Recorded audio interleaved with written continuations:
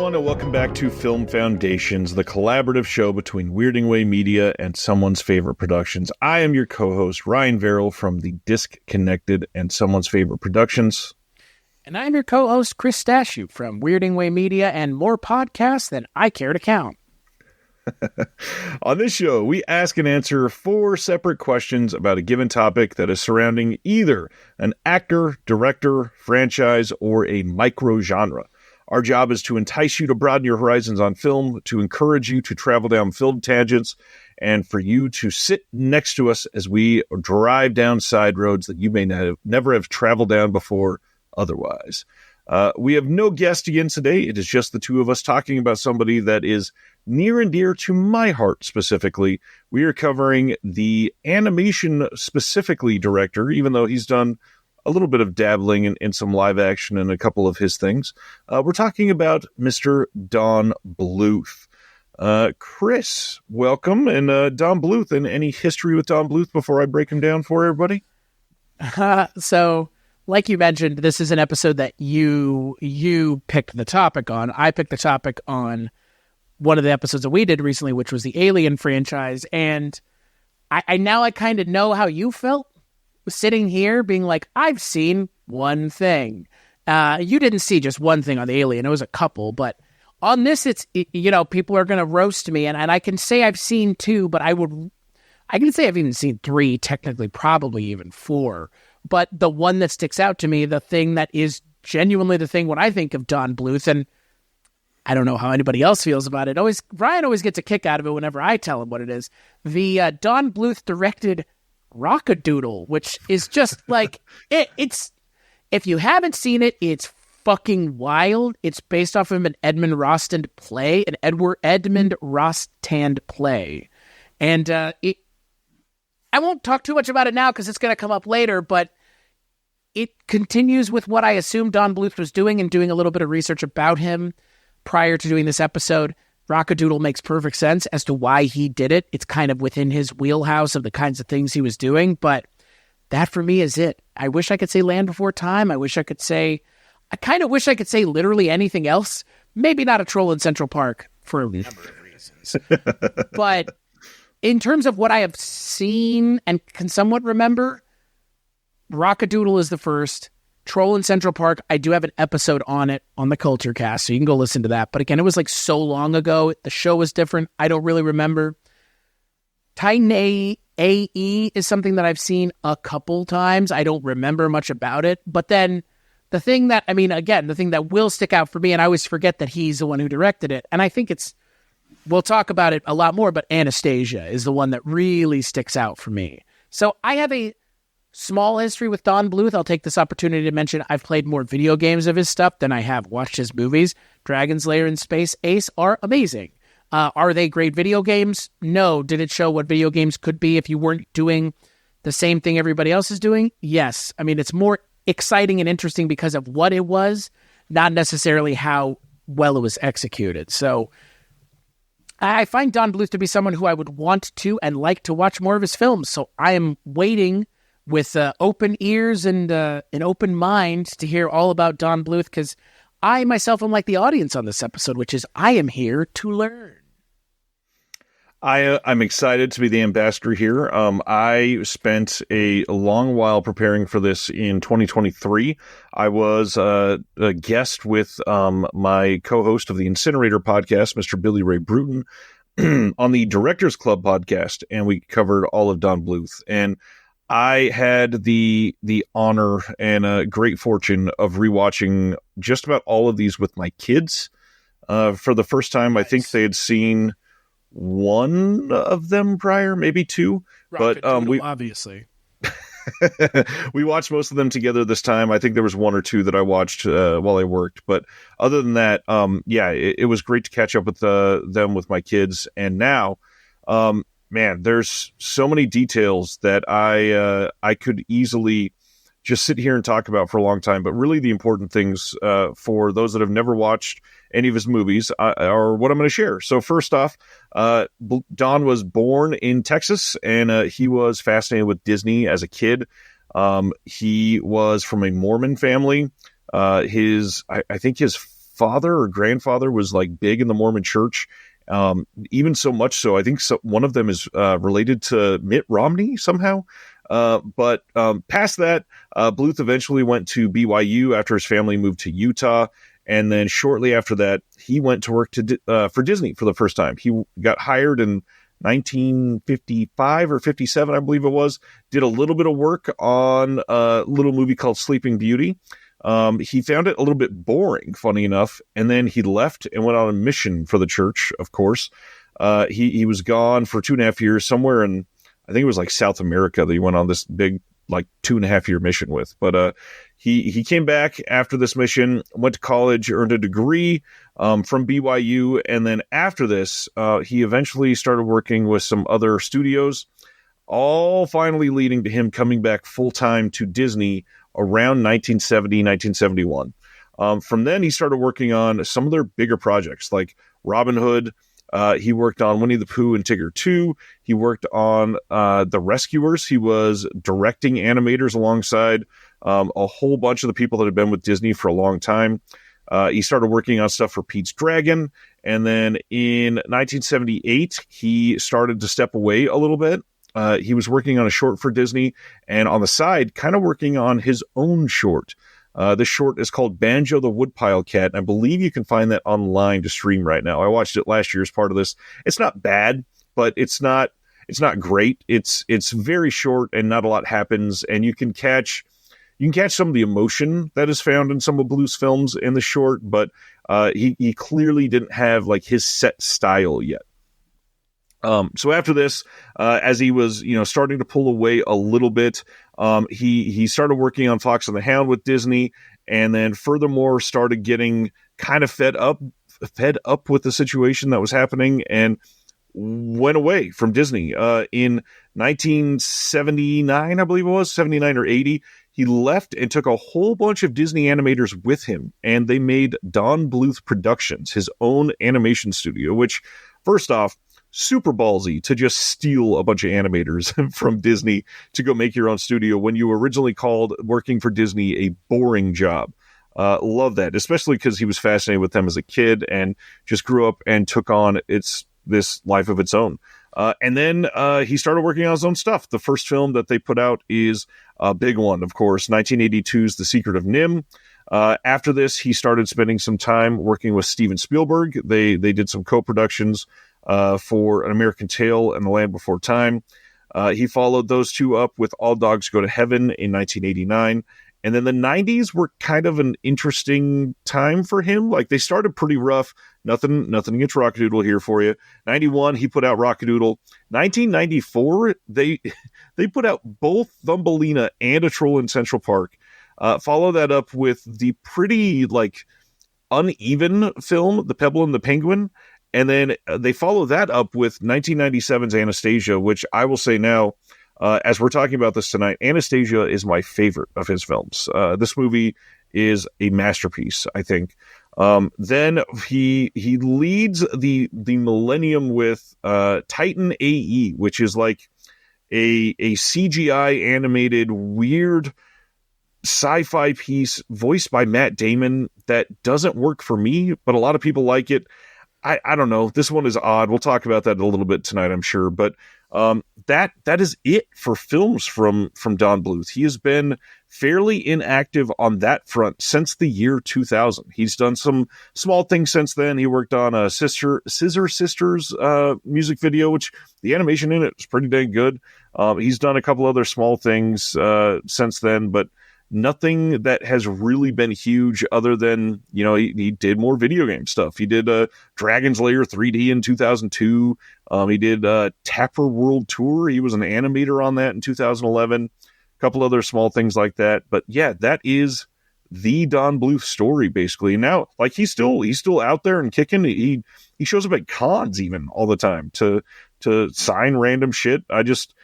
I would love to him randomly come out and release another hand-drawn animation film. That would be crazy. 2025. Let's see the return of Don Bluth and some crazy emotional modern storytelling journey that he could take us on again. Because man, he is great at that for sure.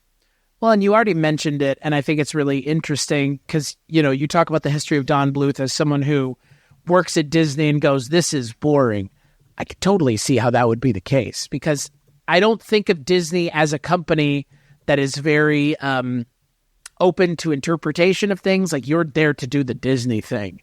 And the expectation is the Disney thing is thing enough worth doing, which, I mean, at the time we're talking about, it was. Like, Disney was right. the big thing. So it's funny to hear him say that, but at the same time, yeah, I know him for his video game stuff more than I ever knew him for the movies. Because, again, Dragon's Lair and Space Ace, and that's really what's consumed most of his time. Dragon's Lair was ported 3 years ago. As recently as 2 years ago, actually, Dragon's Lair was ported again.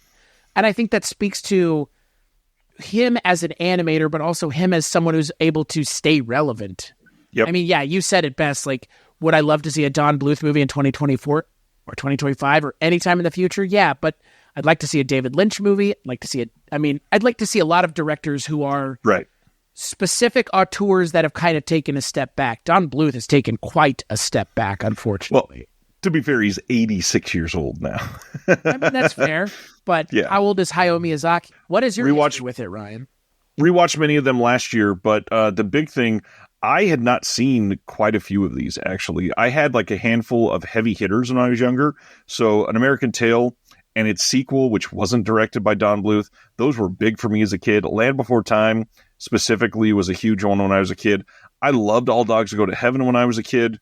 Rockadoodle, I liked it when I was a kid. I only watched it a few times. Thumbelina, okay. But funny enough, I'd never seen A Troll in Central Park. I had never seen The Pebble and the Penguin. I had never seen Titan A.E., but maybe the biggest blind spot, I had never seen The Secret of NIMH until 2023.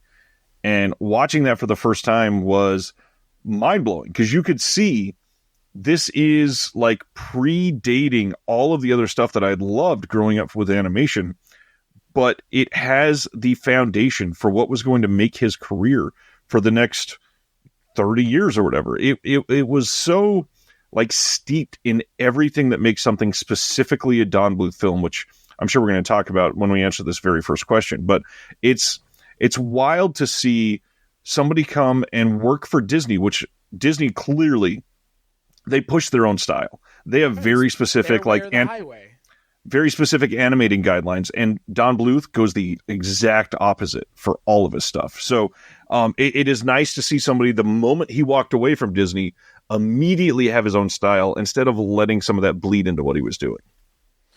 And you said it yourself, like, it's very ballsy, but again, also having faith in yourself and knowing that you can and will nail it when you do. Like, there's nothing wrong with that. Like, I respect that a lot, because like forging your own path is hard. And look, I love Don Bluth's animation style. It is very un-Disney. The humans are very un-Disney in their presentation. Disney was presenting human beings.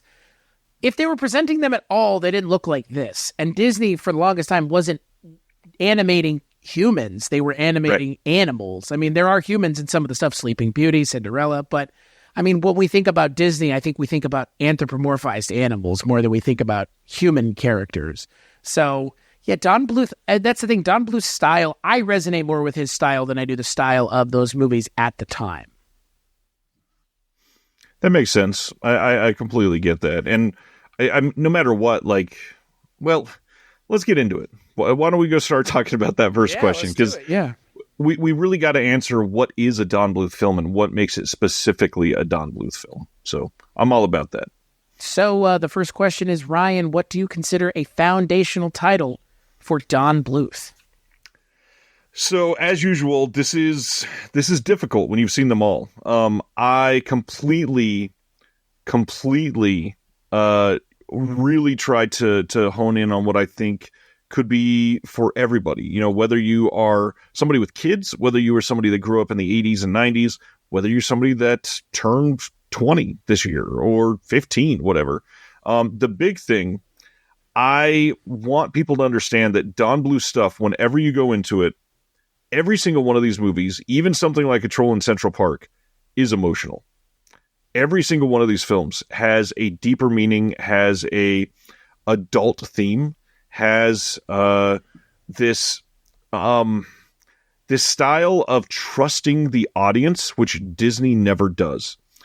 There are so many things in these Don Bluth films that will take you to the edge of understanding, but you have to cross that line yourself.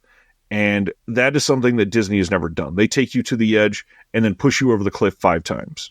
And just, you're going to get it no matter what. With the Don Bluth films, there is death, there is sadness, there's life, there's reality in all of these. And there's things that are relevant for everybody, whether it's loneliness, whether it's isolation, whether it's broken families, whether it's violence, whether it's danger. Something in here is something that you are likely going to be able to resonate with. And I think for this first one, I landed on 2 films, and I ended up walking away choosing The Land Before Time here.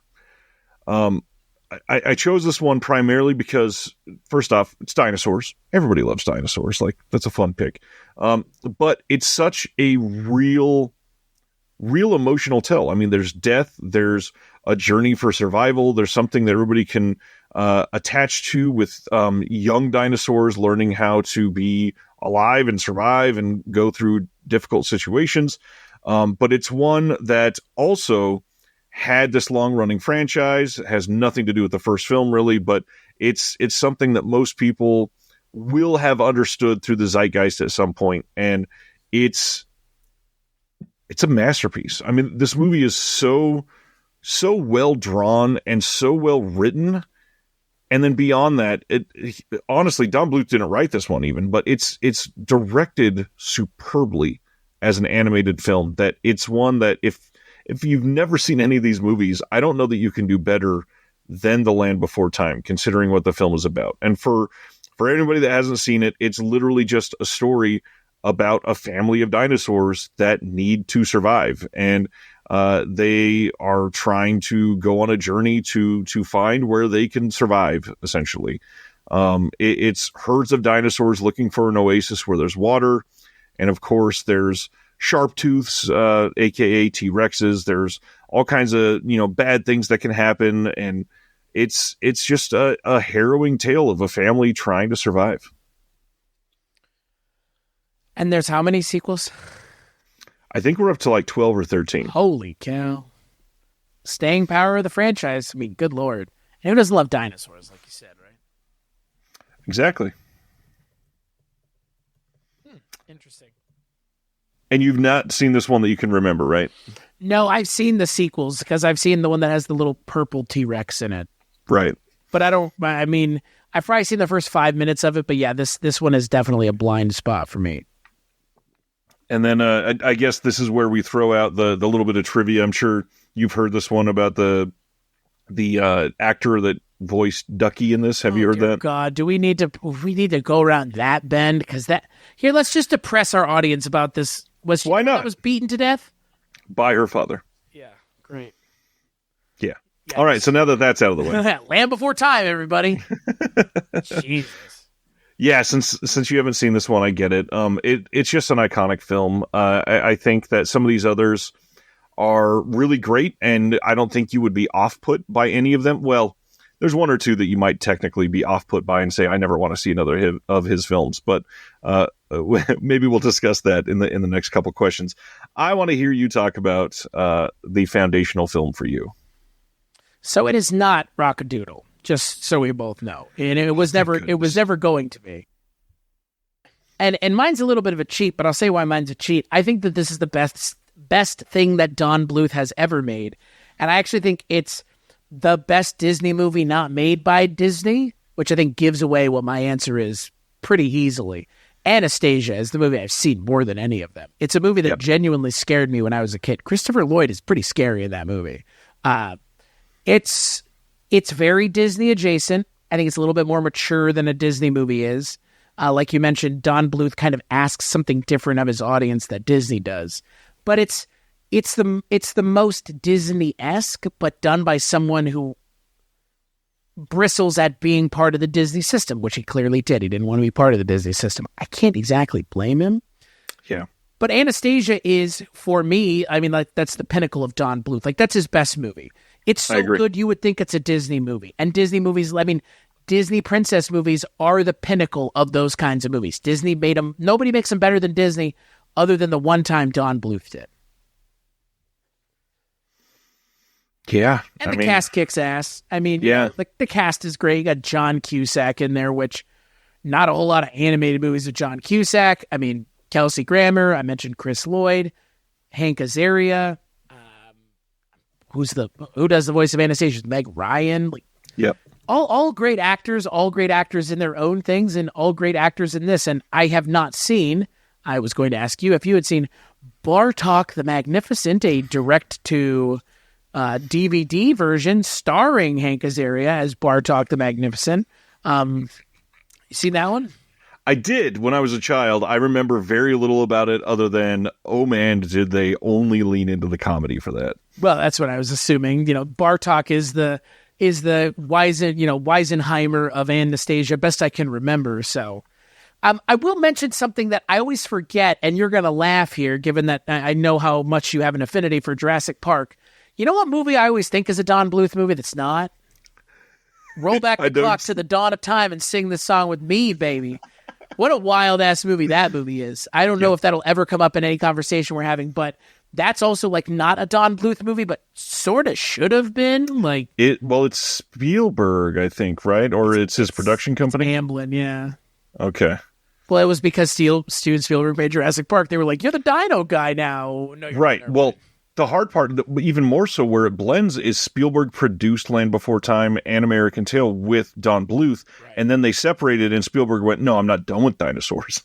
Right. I'm going to go do another dinosaur thing, but We're Back is a movie that is not as well received as Land Before Time. Not at all. Not at all. And look, I love We're Back. I mean, it's fun, yeah. It's a weird movie, but it's maybe too weird for Don Bluth, I think, is maybe. Don Bluth stuff is weird, but it's very much grounded in, somewhat a reality.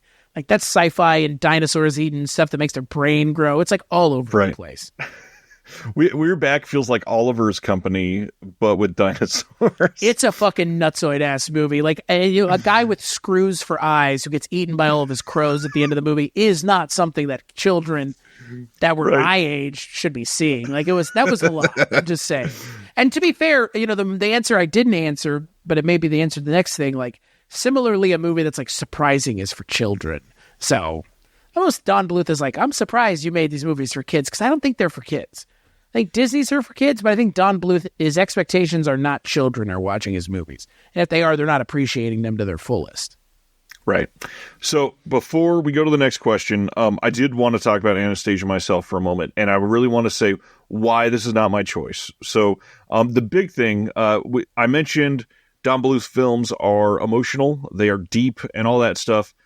We really got to talk about the animation itself for a minute. So the entire time that Don Bluth has been animating, there are certain key points that set his animated films apart from anyone else. One is the fact that he shoots not 3D animation, but he shoots in a way where he takes the camera and swirls around the subject that he is animating. And so it looks like somebody's taking literally a drone shot of something. And the best examples of this specifically are in Anastasia. There are so many times where you see just these magnificent shots of beautiful animation that it's like he's standing in front of this animated screen, takes the camera and says, oh, this is pretty, but wait till you see this side, and swings it around the other side. And it is mind-blowing when you're watching this to have it go from this really cliche 2D scene to this surreal movement of just something that you can appreciate so much. And the only thing that I can compare to it, which, spoilers for my answer to the fourth question, is some of the animation style here really only jives with Miyazaki. There's not stuff like that in other Disney films here. And it's just a clear indication of he is thinking so much further about these films than we get on most Disney films, which are the most popular animated films, of course. Couple other things that I won't talk about as long, but one of the things that he does really well with animations is with the colors, but not just the specific colors. the only way that I can say it is like in a way that we describe 4K discs in 2024, and that's the spectral highlights that he specifically calls out. Because if he's got, in Secret of NIMH, when they are going to visit this great owl, and it's this really dark scene, and there's like a jewel in one corner of the scene, it shines so bright that it commands your attention on the screen. And not just because it's overtaking everything, but because it sparkles and twinkles and calls you in to look at it. It's so odd because Disney stuff is pretty. We all grew up on that and stuff. They never focused on the colors like this. It's never called out in a way that makes you go, damn, how did he bring out those specific colors like this? And he does it in literally almost every single one of his movies. It's incredible the way he's done that. In Pebble and the Penguin even, which is, like, in my opinion, probably his worst film. It's done a handful of times. And it's... You're saying that with a movie called A Troll in Central Park and that filmography as well? That's shocking. I will stand by it. Pebble and the Penguin is disjointed beyond belief. I will agree with you there. But Troll in Central Park, some choices were made there that feel like hard choices to defend. Yeah, it's a lort to watch. I get it. But... it's a lort of a lot. The Charles Nelson Riley of it all is just. I love Charles. I Nelson love Riley. him too, but like I don't think kids like Charles Nelson Riley. Is more my point. No. Yeah, so the spectral highlights are a big thing. The way that he treats animals, and very specifically, like, he views certain animals as evil all the time. Like I mentioned, the owl. Every time there's an owl in one of his movies, watch out, because that thing is coming after you. Speaking of Rockadoodle. So there's something just so specific about his animation. I wanted to call it out, but like I said, Anastasia is his masterpiece. I don't think it gets any better than this. I think the voice acting is top-notch. The animation itself has never looked better.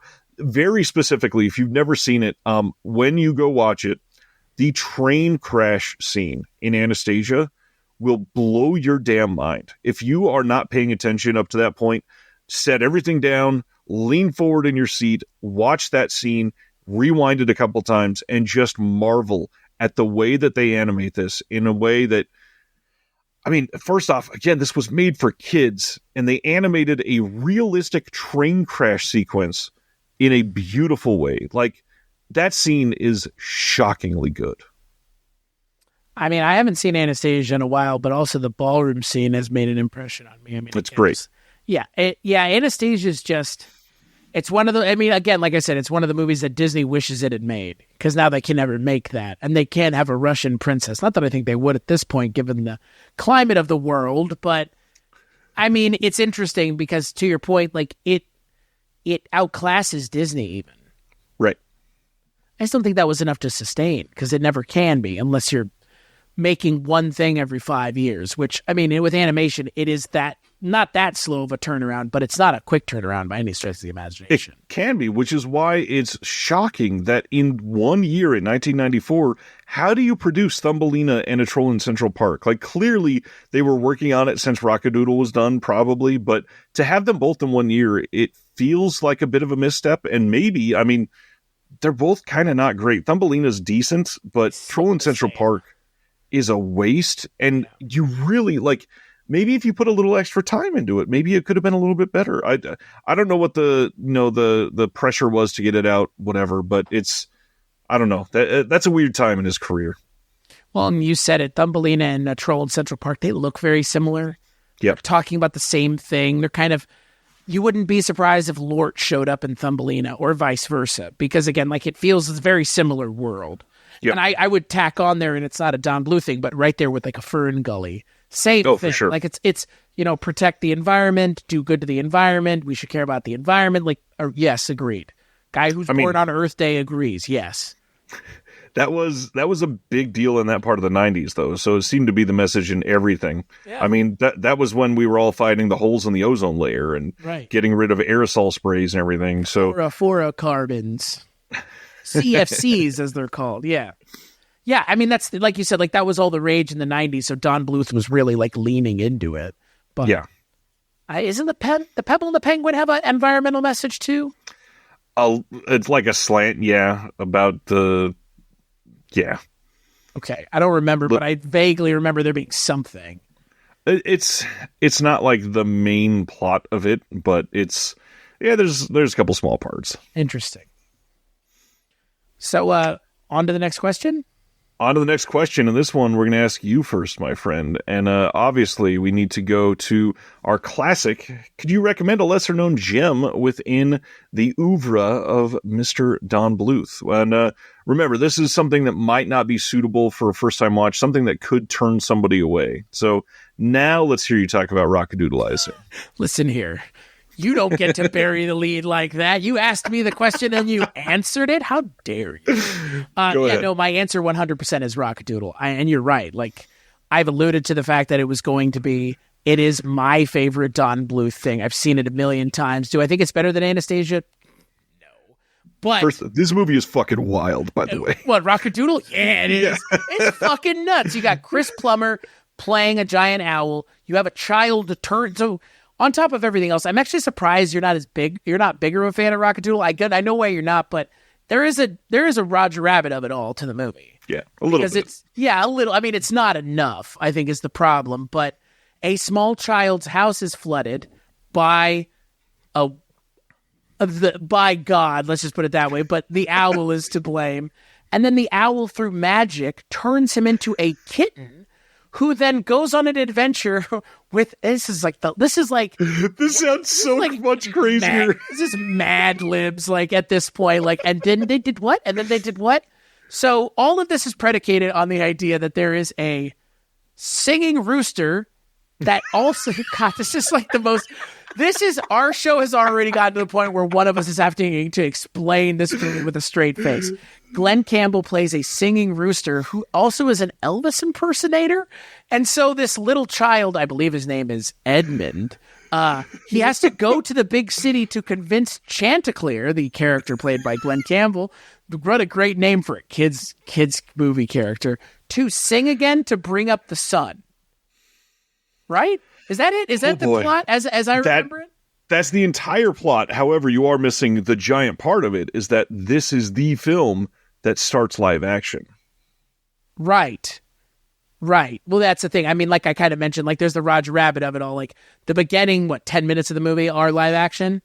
I don't even think it's full 10 minutes. It's probably like 6 or 7. Yeah, and then the end of the movie goes back to live action. It's very Wizard of Oz. I mean, imagine if instead of in Wizard of Oz, she went to a land where it's Technicolor, the kid goes to a land where he's animated as a cat. As a small cat. Yeah, it's, and oh, by the way, and not only have we mentioned, obviously, Glenn Campbell's in there, Chris Plummer plays the Grand Duke of Owls, Ellen Greene is Goldie, I mean, you have Eddie Deason, I mean, you have a lot of, you also have Charles Nelson Riley, you got plenty of people who have been in other things doing voices, but to your point, not the starting place for a lot of people, because if you can't tell, it's fucking insane. Like, genuinely, it's like we're back as far as I'm concerned. Like, who the fuck was on cocaine when they came up with this? Because it's just like, and this, and this, and then this, and this too. And it's like, when did we stop at the Glenn Campbell Elvis, the Glenn Campbell Elvis singing? Because, oh, by the way, the original play, there's nothing to do with Elvis. Right. At all. Actually, the play, as it were, I don't think is even remotely adapted by the movie. I think the name of the character in the movie, Chanticleer, is the name of that play. But it is a weird movie. It is a scary at times movie. And look, Chris Plummer doing the voice of an owl is pretty great. I mean, Glenn Campbell, it's like the only animated thing I could think he's in, and he's essentially just playing himself as a rooster, which is, again, bizarre. You know, it's such an odd sentence. Kids' favorite, Glenn Campbell. Like, again, and that's why I think I agree with you wholeheartedly. Like, it's Don Bluth was never for kids. Like, no kid is going to be like, Chris Plummer and Glenn Campbell, sign me up. Like, yeah, right. Kids don't give a shit who voices their characters. They don't even want to meet the people that voice the characters. They want to meet the character. That's how this works. Jim Cummings, who's in Chanticleer, who does some singing, on Cameo right now, you can pay like $300, and he'll just have a Winnie the Pooh stuffed animal sitting there on screen, and he's off camera doing the voice. Like, easiest $300 this man's ever made. But that's my point. Like, I don't think Glenn Campbell ever did anything else that was animated. And if he did, it's not as high profile as this. Similarly, Chris Plummer. And that's, I mean, the cast is weird. The subject material is weird. It's like an Elvis thing too, which is weird. If you're into weird stuff, particularly things made of a certain time and place, Rock-a-Doodle is your movie, because it is about as weird as Don Bluth will ever get, as far as I'm concerned. Most things Don Bluth does are rather straightforward. This movie is, like you said, it's a lot. It's all over the place. And when it works, and when it doesn't, it really doesn't. It's true. This movie is fun to watch. It is not what I would qualify as a great movie. This is obviously one that sticks out from his filmography, not only for the live action aspect, but it's one of two films in his filmography that are just fucking weird. Like, they feel so out of place, and I'm not against it. I'm fine with the experimentation. I'm glad he didn't focus on it. But sure. It's it was an odd time in his career, and that's probably what led to that period in the 90s, because with the two like off the wall batshit movies, you follow that up with this weird like treading water period in the early 90s, and then he comes out with Anastasia. And so I feel like, I don't know, I feel like he was building up towards Anastasia for so long. It came out, and then all of his creative juice was gone, and all he had left was, well, let's try sci-fi with Titan AE, and it doesn't work. But this is such an odd filmography. But yeah, this and the one before it, just batshit films. And that's, I mean, we'll get right to it since I'm already alluding to it. My pick is the other batshit movie in his filmography, which I got to be honest, I don't love. I think the reason I'm suggesting this as the appreciated gem that most people, if you've not seen this, it probably should not be the first film you watch. I'm going to go with All Dogs Go to Heaven. So I don't love this movie. Specifically on rewatch last year with my kids, it was, why are my kids watching this movie? The movie where the dog gets murdered is not the film you want to show your kids? So it's so much here, Ryan. It is so much worse than the dog gets murdered. Right. So for anybody that hasn't seen this or has not seen this in a long time, let me try it's the latter I'm feeling for most people. Let's try to do this the way Chris just did for Rock-a-Doodle. So there is a dog named Charlie who is at the dog pound. He escapes because he was going to be put down, and he escapes with his friend Itchy, and they go back to their casino riverboat in New Orleans, which Charlie recently was running this himself with his business partner, Carface. This already is weird. So they are trying to save money and not have Charlie cut in on the profits. Carface is saying that he is going to have Charlie taken care of. So he gets him sent to the pound. And then on top of that, he persuades Charlie to leave town with his money and just be done with it so that he can keep making money off of the casino. So weird. Charlie says, you know what? Fine, I'll leave. But that night, he is drunk. And during Mardi Gras, he is pushed down a hill and killed by a car because Carface had his assistant killer kill him. When this happens, Charlie literally goes to heaven and interacts with an angel where Charlie steals a gold pocket watch that represents his life winding back. And then he gets sent back to Earth and gets told, if you die again, you will not come back to heaven, and you will have to go literally to hell. So they go back to Earth, and he finds Itchy again. Some more here? That's like the first third, my friend. Oh, God. He gets back to Earth, and he finds his friend Itchy and says, hey, I'm not dead anymore. Look at me. And they find later on that they find this girl that Carface has kidnapped, a human girl, because she can talk to animals. And they are using that because it's helpful when betting on horse races. Oh, of course, as one does.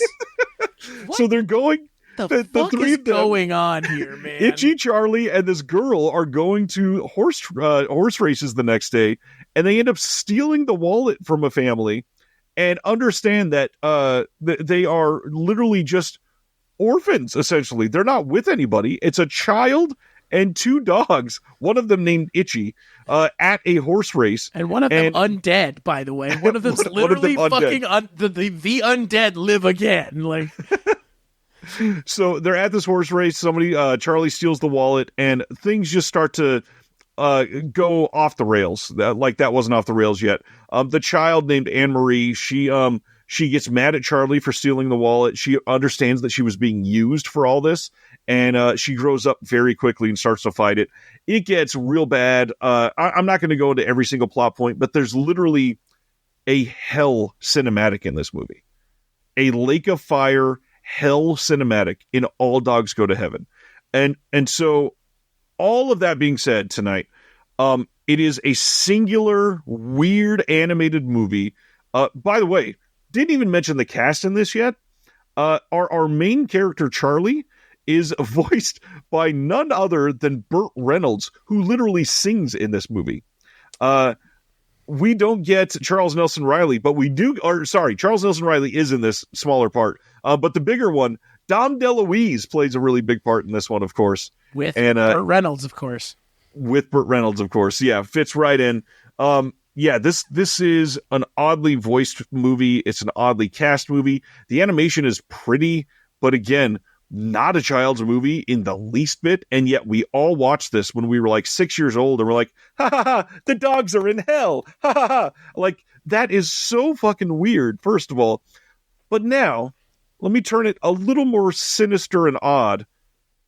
Thinking about this in a 2024 lens, Don Bluth, from a very Mormon family, is telling a heaven and hell story about animals directed towards kids. Kind of like optics and that aren't great. Fear-mongering them into making different choices. That feels weird to me. That being said, as a curio piece, this movie has to be seen to be believed. Like, I remembered watching this many, many times as a kid, and watching this as an adult when I hadn't seen it in 25 plus years was just what the fuck after what the fuck. This movie is insanity. Yeah, I've never seen it, but it sounds essentially like Rockadoodle. Just like, hey, we got all this time, and we got all this money, and we got this weird fucking idea. Hey, and who can we get? Oh, Burt Reynolds, Vic Tayback of all people, for fuck's sake. Like, we'll get Burt Reynolds to sing. Yeah, I mean, Vic Tayback's in it. God. And then, oh, by the way, and I think it kind of bears repeating, given that we've talked already about movies made after the originals come out. There's a All Dogs Go to Heaven 2. And you know who they replaced Burt Reynolds with? I don't remember this. Charlie fucking Sheen.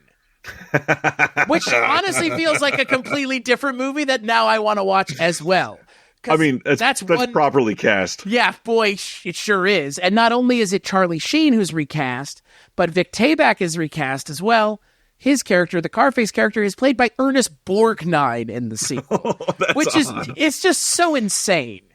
Dom DeLuise does return, though, for any of you. Thank goodness. Yeah. I've never seen it, and I always get it confused with, what the hell is that movie called? Rover Dangerfield? The one where it's just like the dog Rodney Dangerfield? I know actually exist, folks. Like, I know I talk a lot about physical media, but just a few months ago, Rover Dangerfield got announced on Blu-ray from the Warner Archive collection. And it was so much fun to see everybody go, oh my God, I forgot this existed. You just unlocked so many memories. I think about that dog, Rodney Dangerfield, way more than I should, especially him adjusting his tie. Right. It's just a dog adjusting his tie saying he gets no respect. And it's like, you're literally just animated yourself. You're just a dog, but with the eyes and mannerisms of Rodney Dangerfield. Okay. That's the thing. Like, at least with Don Bluth stuff, for the most part, the person voicing the character doesn't get in the way of what the character looks like, which is a thing from time to time. I mean, the owl doesn't look like Chris Plummer. Glenn Campbell's Chanticleer kind of Glenn Campbell adjacent, but that dog in All Dogs Go to Heaven looks nothing like Turd Ferguson. Can you imagine that? Just like him. What would it be like to have Burt Reynolds in an animated movie? Like, so bizarre. That makes me want to watch it now because I didn't realize Burt Reynolds was the lead in that movie. Again, the lead, and he sings. Burt Reynolds singing in 1989 as a drunk casino-owning dog. Think about that. He doesn't even sing in The Best Little Whorehouse in Texas. Right? I know, when he does it for the dog movie. God, the dog. Yeah. I also love how Charles Nelson Riley is part of Don Bluth's like players, like people that he works with. Because that was the other thing. I, for the longest time, thought he was only in Troll in Central Park. That is not the case. Nope. He was there for like 5 or 6 in a row, I think. Yeah. But I mean, it's a Troll in Central Park that, and I guess also Dom DeLuise, right? Because isn't he did the a voice? handful, yeah. Isn't he the voice of the troll in a Troll in Central Park? I think He's so. the voice of Stanley, the horribly designed troll in that movie. It's pretty bad. That hair is just. Yeah, you know what? I do want to mention this. Like we never really drag stuff on the show, and we shouldn't. But I want to mention here, a Troll in Central Park deserves to be mentioned and how fucking weird it is. If the title alone isn't enough, it is literally a troll that literally lives in Central Park, voiced by Dom DeLuise. Under a bridge, of course. And he's got like just his character design is awful. That's the only word I could use. It's just like off-putting.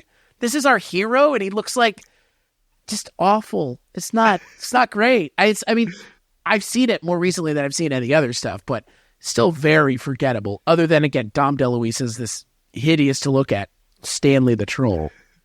So I don't want to drag my wife here, but leading up to the Don Bluth watch along last year, she was excited because I had never seen a Troll in Central Park, and she was like, "This was my Don Bluth movie as a kid. I loved this." I put this on, and after 10 minutes, I did the like full mouth open, teeth baring, looking at her, going, "This was your favorite?" Yeah, that movie. Not good. The weird conceits in that movie with like the growing flowers and God, that movie. I don't even know how to. Man, he makes some choices. That's for sure. Yeah, and that I mean, honestly, that's a really great takeaway. His stuff is so unique, and it stands alone from everything else around that time. Yeah, I have not seen anything like a Troll in Central Park since that movie came out. It is uniquely its own thing. And we live in a time now where like hand-drawn animation is not really a thing. It's all CGI. I mean, I don't know how many Space Chimps movies there are, but there's more than one. I know that. Or Chimps in Space or whatever that movie's called. But I can't tell you how many animated movies just come out that have like random, somewhat big actors in it. It's like a movie about a snowman, and the snowman's voiced by like John Heder or some weird ass shit like that. Like the Pinocchio movie that has Pauly Shore doing the voice of Pinocchio. What in God's name? What did I stumble into here? But Don Bluth was like ahead of it as far as I'm concerned. Like Disney, it took a while for Disney to get like prestige actors doing voices in their stuff. At least like the level of like A-list talent. I mean, I'm not saying people that did Disney voices weren't, but they're A-list in a different way, like Thurl Ravenscroft, all those kinds of people, like the voice actors for Disney. They were relatively, like Paul Frees, relatively unknown. The moment you got Kristen Bell in Frozen or something like that, or, I mean, we're really start to Tim Allen and Tom Hanks in Toy Story. It's like, holy shit, we can make money with just our voices and like forever in perpetuum make money. But Don Bluth was doing it first. I got to give him there's another piece of credit that goes to him. It's like he was doing the celebrities as dogs first, or, you know, whatever the fuck you want about troll, a dog's partner that kills people, apparently. Fucking nightmare of a movie. What a nightmare for children that must have been. That's why we're all so fucked up. Because that was a movie that our parents were like, yeah, this is a movie you should totally check out. Dogs in Heaven. What's wrong with that? It's an animated movie with dogs. Oh, and don't worry, they also go to hell. Oh, yeah. Well, hey, man, I'm game. If you're going to show us heaven, you might as well show us dog hell. Do they show us dog Judas, though? Is there a lake of fire with like a frozen dog? Dogs in it. Oh, there's Judas. There. Oh, God. There is a lake of fire, and there's like a dragon in the fire. It is worth it to see this. Okay. Interesting. Yeah, I of all the things we've talked about so far, it's definitely high up on the list because it sounds just about, if not more batshit than Rockadoodle for sure. As an adult, it is weirder than Rockadoodle. Interesting. Okay. I will have to check it out then. It's at the top of the list. I'm excited to hear what you think. Yeah, I'm excited to watch it because it sounds... what's funny is I just want to share it with Richard because I know how much of a Burt Reynolds fan he is. Like, hey, did you know he was in All Dogs Go to Heaven? So we've kind of been dancing around it, but I'll ask you first, Ryan, what is, in your opinion, the biggest influence on pop culture that Don Bluth has had? I know you were kind of seeing what you were thinking about your answer might be here, so I'm very curious. I kind of have an answer. It's more of an aside than an answer, but I'm curious to hear what you have to say. This one is interesting because you could say, like, this is, other than the ones that are solely made for adults, like your Ralph Bakshi's, this is the animator for adults of the 80s and 90s, essentially. And it's not even just for adults, obviously. These all work for kids at the exact same time. It just works on a different plane.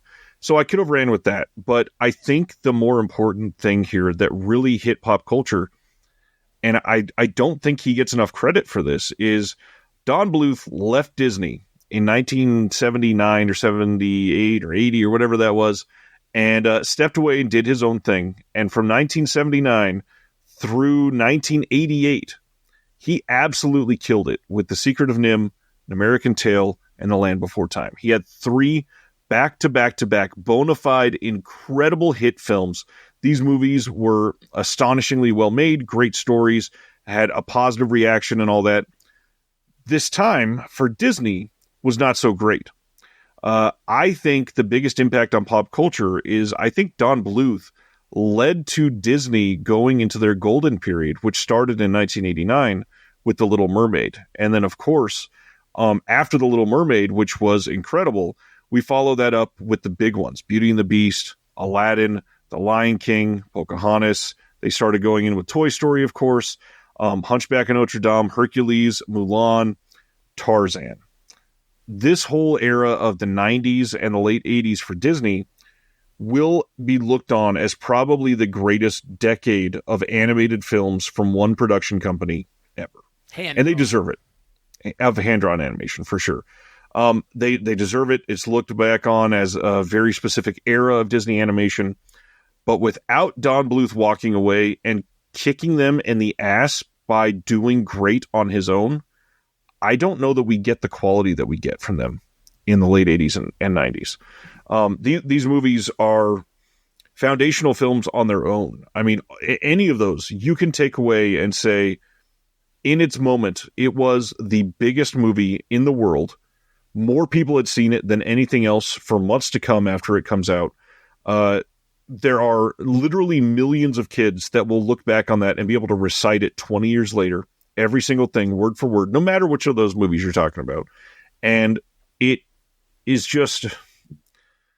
so hard to even accurately explain how big the animated Disney films of the 90s affected everything else. Is it, though? We can look to the fact that Lion King just toured in the city I live in. That's what I'm saying. But that's fucking, I think that, to your point, that is a proof positive of those, right, of how important, Beauty and the Beast, Aladdin, Little Mermaid, and Lion King, Disney, if Disney made nothing else, those 4 movies, alone, make the 90s for them in a way that, you said, it's very hard for anybody now to understand. It's imagine if Frozen 2 came out within a year of Frozen 1, and because those movies were immensely successful. But it's hard to fathom in this day and age something like that happening, because the hand-drawn thing is just not a thing. But the level at which they were operating is just insane. Yeah, it's insanity to look back on that period of animation and say, without Don Bluth leaving, what would Disney have done? And it's obviously it's weird to say somebody leaving that company made that company do something better, because he wasn't holding them back necessarily. But it's like we talk about in every other sector, competition breeds a better output for the consumer. And all I can say is, man, fans of Disney in the 90s were eaten well.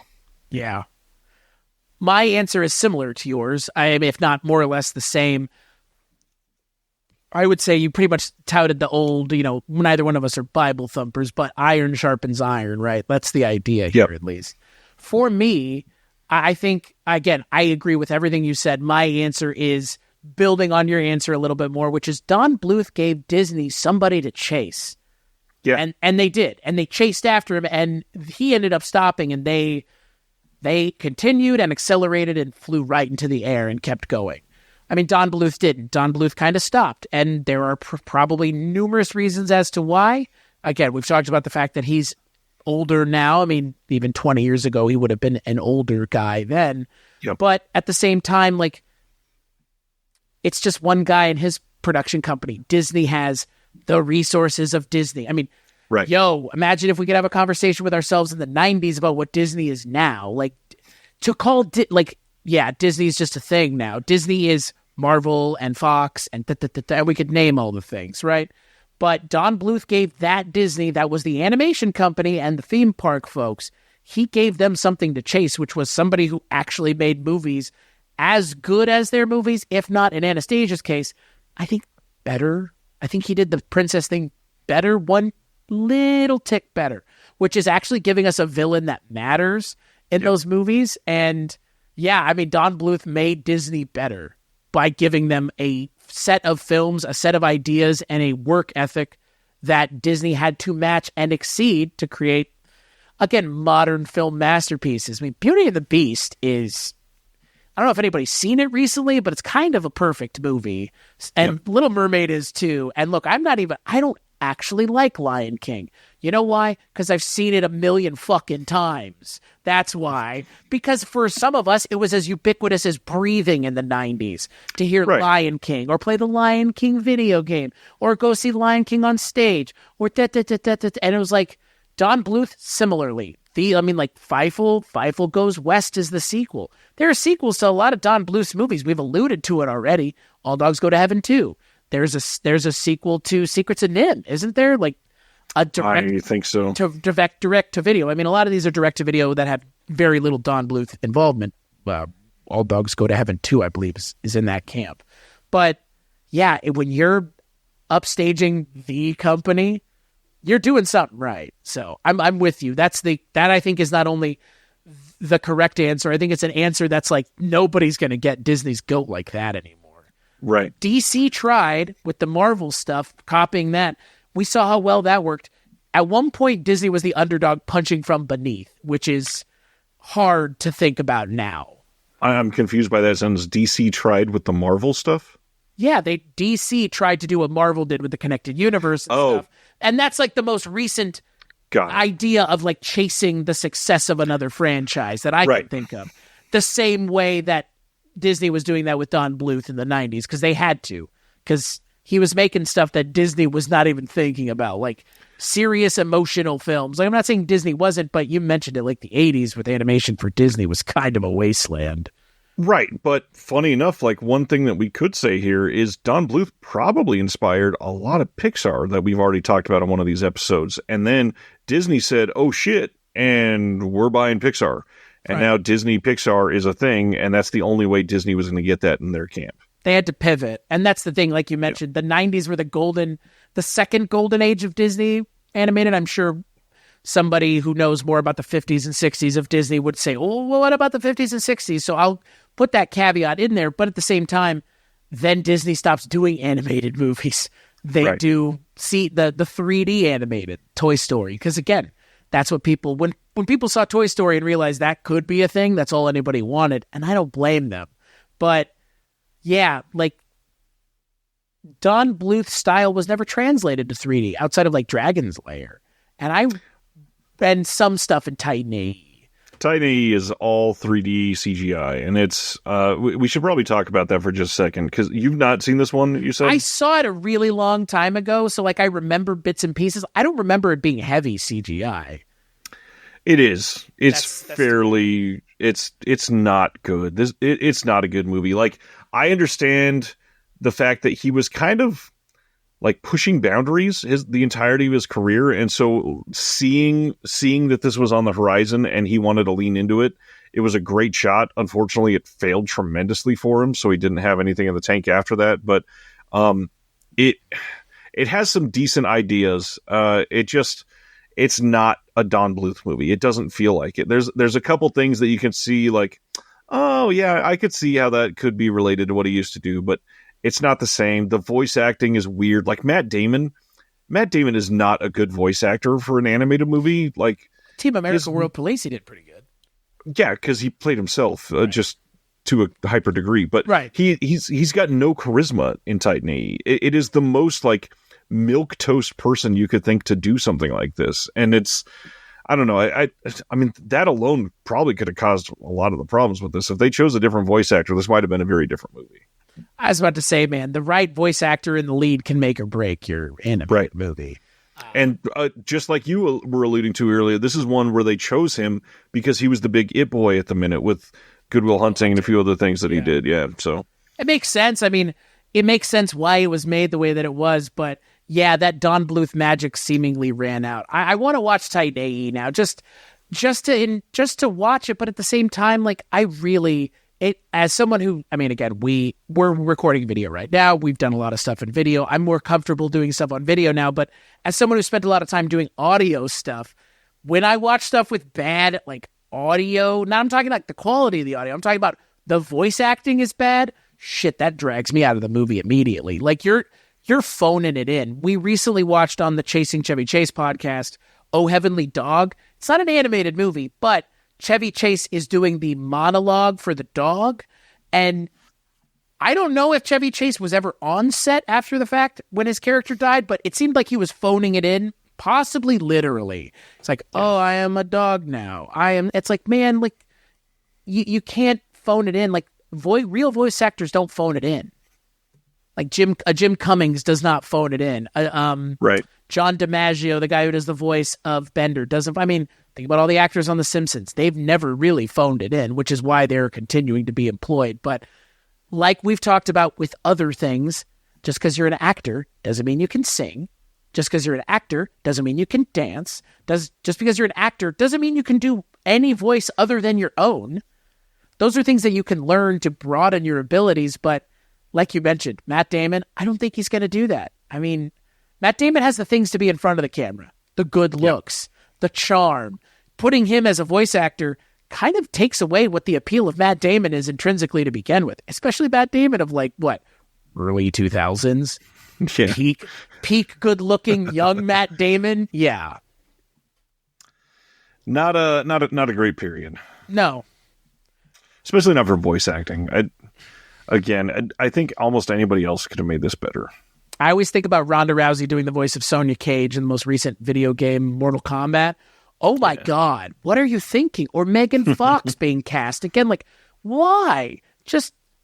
Or, I mean, again, I don't know how you felt about this, but to bring this section to a close again, or maybe to be the bridge to the next question, but I think it's more of a thing that stays here. Don Bluth is effectively, you could make the case, he's the reason Chris Pratt plays Mario. I mean, again, why did they cast Chris Pratt to play Mario?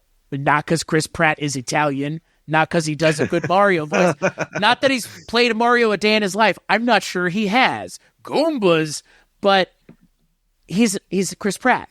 And Chris Pratt doing Mario is fucking something I want to see. I didn't know I ever wanted to see it.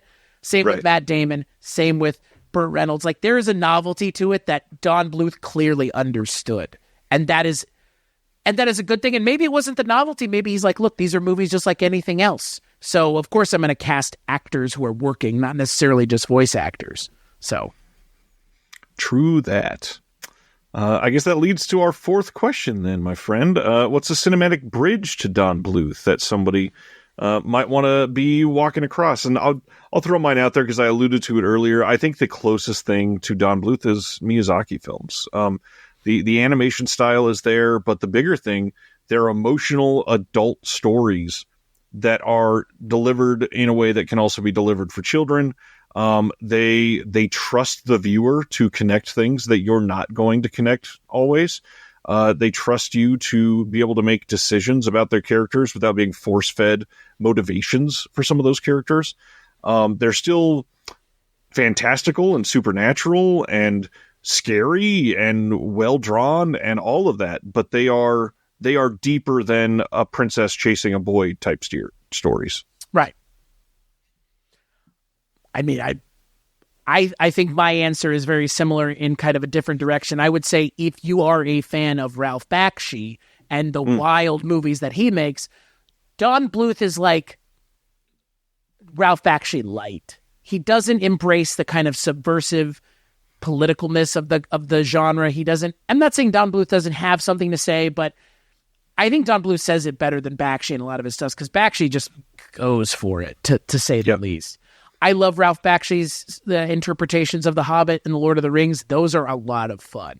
And I would say that if you're a fan of those things, Don Bluth might be something you want to check out. Though I would wager, similarly to Miyazaki, like I feel like if you've seen Miyazaki, you have seen Don Bluth.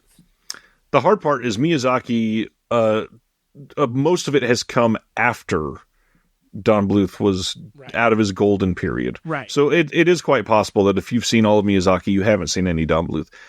On the other hand, if you've seen Bakshi, you've probably seen Don Bluth stuff. And to be fair, I would say the Miyazaki thing is also a great comparison because I would contest Miyazaki movies dubbed in English are a fucking travesty.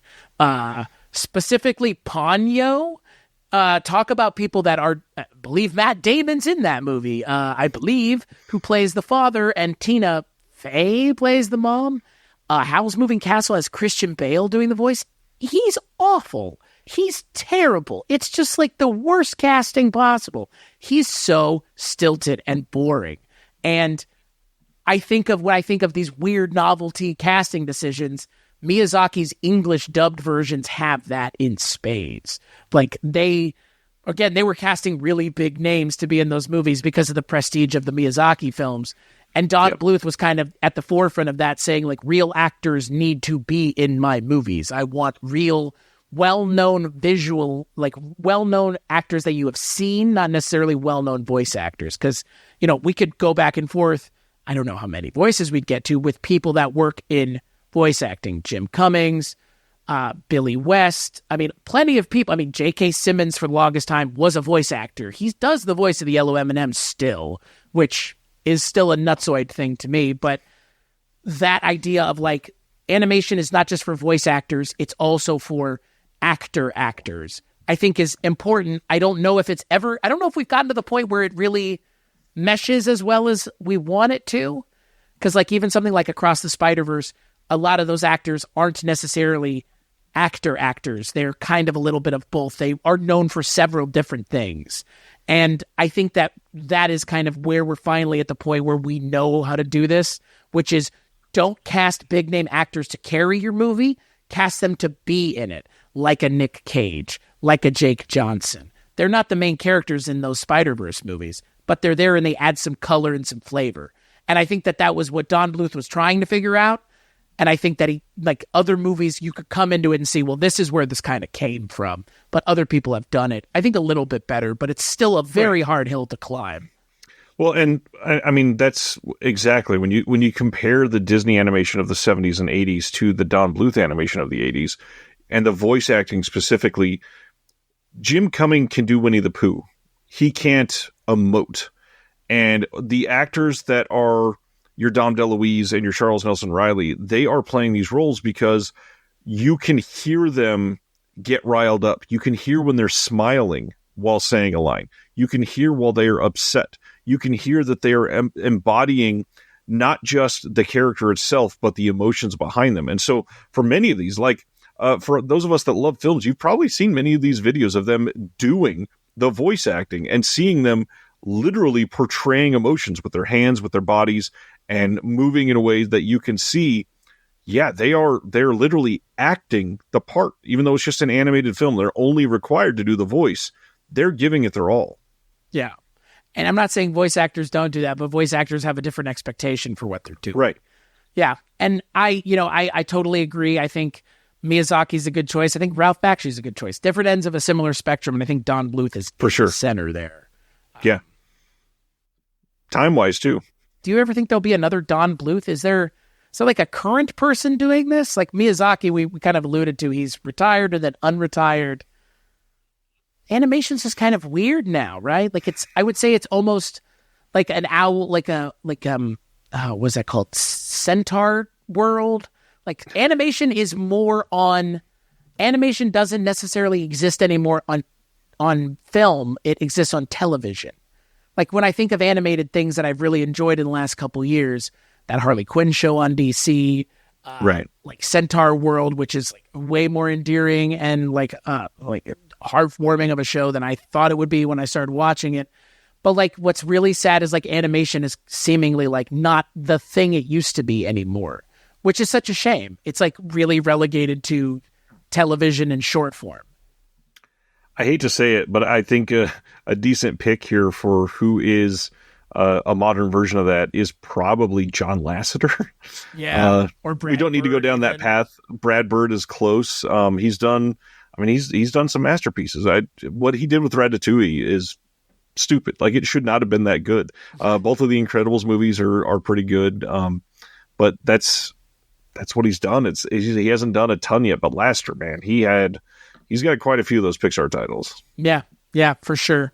No, you're right. I am thankful that someone else has carried the torch. I just wish it had been hand-drawn animation. You know, Same. It's unfortunate. It's like the switch from practical to CGI. I mean, you love the thing that has a little bit more warmth and reality to it, but you saw this coming from a mile away that it was going to change, and it had to change. So, unfortunately, and I get that it's cost effective and all that fun stuff, but I mean, for those of us that love hand-drawn animation, like the fact that you can go buy a cell of animation from your favorite film, fucking cool.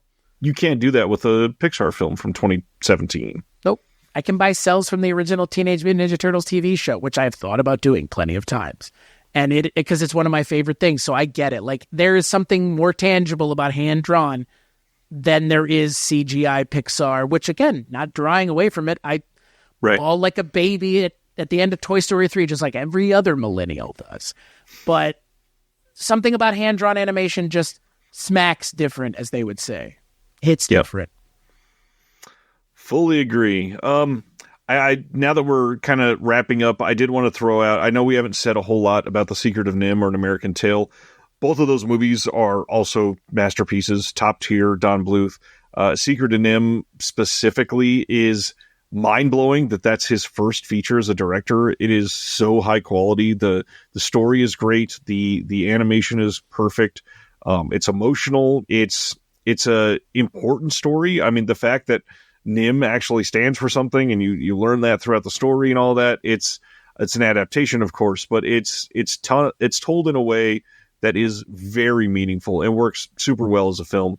An American Tail, I think, kind of gets overshadowed because the sequel is so iconic. Fievel Goes West it was a big deal, and this first movie is really great. Super well drawn, maybe even better animation than Secret of NIMH. Tells a really important story, tells a really great story about somebody being outcast and othered and isolated from their family and finding that journey back home. It is a fantastic watch in 2024, holds up very well, I think. But I don't know. I think a lot of his stuff was ahead of its time. And then after a while, some of the other stuff was behind the times. And Don Bluth just didn't hit things at that right time very often. I think maybe the only one that really hit at the right time was The Land Before Time. I just said the word time like 30 times now. It's not a word. But yeah, everything else was like he was too innovative and then took that weird break to do a couple experimental films and then just slept in the early 90s. And it gets super odd. But either way, he is an American pioneer of animation. I absolutely love his output. I think every single one of his films are worth watching. Yes, even A Stroll in Central Park. And I think that I love Don Bluth. He's an incredible director. My last bit on all of this is like you've mentioned, like the amount of influence that he has had on things. We go from Spielberg and Don Bluth making American Tail. Spielberg leaves, forms Amblimation, makes 3 movies. And then do you know where all the people from Amblimation go? They all go to DreamWorks. They're all hired by DreamWorks when Amblimation is dissolved. So, like, that for me is like, and then DreamWorks is the company that Disney is chasing with their movies in the 2000s. Because I would concede that and we haven't done that episode yet, and that would be a fun one to do, some DreamWorks animation, because boy, talk about big dick swinging in the 2000s. I mean, there's one movie in particular that is, yes, it's a meme now, but you cannot overstate how important Shrek was when it came out. Like, I mean, and it still holds up to this day. The first Shrek movie is a 5 out of 5 film. It is a perfect movie for sure. And again, there's only one other DreamWorks movie that I would put up in that tier, I think. Interesting. Yeah, I mean, I think that might be a next logical step if we want to continue kind of how animation is changed and where it goes, and if we want to have more discussions about it, because in a lot of ways, Don Bluth leads directly into DreamWorks, and DreamWorks takes the mantle of what Don Bluth was doing and runs with it with computer-generated stuff, which is we need to give Disney somebody to chase. And I don't know of any movie bigger than fucking Minions, because Minions is a DreamWorks thing, and God, just Despicable Me 10 now or whatever we're on. Like, I mean, again, like, there you go, right? Like, Don Bluth did the thing, and then other people did the thing too, which is stand up to Disney, which at one point it's not as big of a deal as it is now. Let's just put it that way. Now anybody willing to do it is a big deal. But in the 90s, it was like, holy shit, this guy's doing the Disney thing better. All right, can anybody else do it? Oh, these guys who made Balto can? Okay. Amblimation made 3 movies. Think about that on top of everything else. They made Balto, Fievel Goes West, and We're Back, the movie we've talked about a couple times now. Well, before we end this, I will say we've done Pixar, we've done Don Bluth. You mentioned Despicable Me is a DreamWorks title. It's not. It's actually an Illumination title. So is that not Dream? Well, it's Universal. Right. Oh, right. So then it actually goes Disney, Pixar, DreamWorks, Disney again for a little bit, and now Illumination. Wow. So I think now we have to do an Illumination episode, a DreamWorks episode, a Bakshi episode, and then we probably should do a different episode for each of the eras of Disney animation. Yeah. I was going to say, like, I don't think there's any way to cover Disney in one episode. And given, like we've already kind of alluded to, they really have specific styles compartmentalized within the decades. Like, yeah, that's like 5 or 6 episodes worth. But man, at least I'd be game for that. Yeah, now these are all going on the list and will happen eventually. I know. Someday we'll be like, remember when we did that episode on Don Bluth, like in the first month of this show? Remember the Pixar episode that led to all of this? I kind of barely remember the Pixar episode we just recorded. So this, I think for me, like where I'm left here with Don Bluth is I'm so excited to go and watch some of the things that I clearly missed, because I don't know how I missed All Dogs Go to Heaven. Like I've never seen it, which is kind of surprising to me. Because like I grew up with dogs, like it wouldn't seem outwardly like not a kids movie, given all the advertisement and posters make it look like a kids movie. So, I mean, you were born after it came out, obviously, but true. it was very popular from '89 to '94-ish. Yeah, I believe it. Yeah. All right. Now that we've covered Don Bluth, Chris, what do you got going on? Tell the people what you do. What do? I sit here and run my mouth for a living. So you can find all the things that I do at weirdingwaymedia.com, where the projection booth is found, 80s TV Ladies is found, Twisted and Uncorked is found, and guess what? I'm on none of them. So if you don't like me, go listen to them. If you do like me, the Culture Cast, Rankin on Bass, Rankin on Bond, which is a Patreon exclusive. Those are all things you can also listen to too, and you should be liking, rating, reviewing any of those shows that you watch, wherever you get them, which is probably iTunes. So that's where you can go to find me, and that's what you should do if you do find me. I mean, if you want to try to kill me and find me in real life, go ahead, but just try to find me online. That's the preferred path of finding me. Let's just put it that way. If you want to find him, I'll get you the address. Right, yeah, he'll tell you. He'll just be like, what are you doing? You're going to go kill him? Okay, fine. What about you, Ryan? Where can people find the things that you work on? Everywhere under the Disconnected and Someone's Favorite Productions. Just like Chris, there's a podcast network out there called the Someone's Favorite Productions Podcast Network. There's a lot of great shows on it. I hope you go subscribe to all of them, especially if you're a fan of physical media. A lot of the shows fall into that type of focus. Beyond that, you can find Someone's Favorite Productions extras on some recently announced films for physical media. Hope you check those out. And man, great interview coming up on the YouTube channel for Disconnected next Monday. Go check it out. And I think that's all we got for this episode and for the next one. We hope you check out our next episode and that you continue to push the boundaries of your interest in some of this weird